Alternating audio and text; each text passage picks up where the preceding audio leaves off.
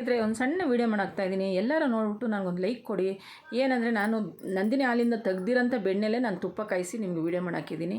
ಈಗ ಅದೇ ಬಾಣಲಿಗೆ ತುಪ್ಪ ಕಾಯಿಸಿರೋಂಥ ಬಾಣಲಿಗೆ ನಾನು ರಾಗಿ ಹಸಿಟ್ಟು ಹಾಕ್ಕೊಂಡು ಉರಿ ಹಿಟ್ಟು ಅಂತ ಮಾಡ್ಕೊತಾ ಇದ್ದೀನಿ. ಯಾಕಂದರೆ ಉರಿಯೋದ್ರಿಂದ ಉರಿ ಹಿಟ್ಟು ಅಂತಾರೆ. ಇದು ಬಂದು ನಾವು ಚಿಕ್ಕ ಮಕ್ಕಳಲ್ಲಿ ನಮ್ಮ ತಾಯಿ ಮಾಡ್ಕೊಡ್ತಾಯಿದ್ರು ತುಪ್ಪ ಕಾಯಿಸಿರೋ ಬಾಣಲಿಯಲ್ಲಿ. ಇದೇ ಥರ ನಾನು ನನ್ನ ಮೊಮ್ಮಕ್ಳಿಗೆ ಮಾಡ್ಕೊಡ್ತೀನಿ. ಒಂದು 100 ಗ್ರಾಮ್ ಅಷ್ಟು ರಾಗಿ ಹಸಿಟ್ಟು ಸೇರಿಸ್ಕೊಂಡು ಒಂದು 50 ಗ್ರಾಮ್ ಅಷ್ಟು ಬೆಲ್ಲ ಸೇರಿಸ್ಕೊಂಡಿದ್ದೀನಿ. ಬೆಲ್ಲನೇ ಹಾಕ್ಕೋಬೇಕು, ಸಕ್ಕರೆ ಹಾಕ್ಕೋಬಾರ್ದು, ರುಚಿ ಇರೋಲ್ಲ.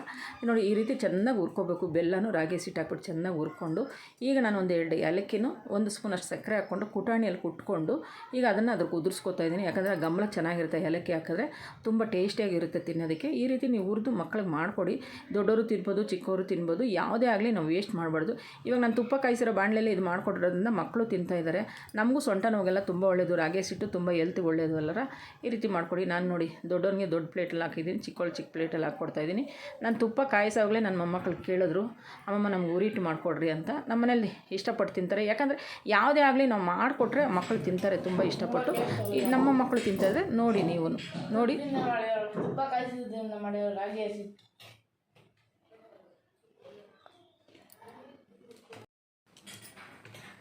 ಸೂಪರಾಗೈತೆ ಅಮ್ಮ. ಸಕ್ಕತ್ತಾಗೈತಮ್ಮ ಟೇಸ್ಟು. ತುಪ್ಪ ಕಾಯಿಸಿದ್ರಿಂದ ಮಾಡಿರೋ ಉರಿ ಹಿಟ್ಟು ಸಕ್ಕತ್ತಾಗಿದ್ದಾವಮ್ಮ.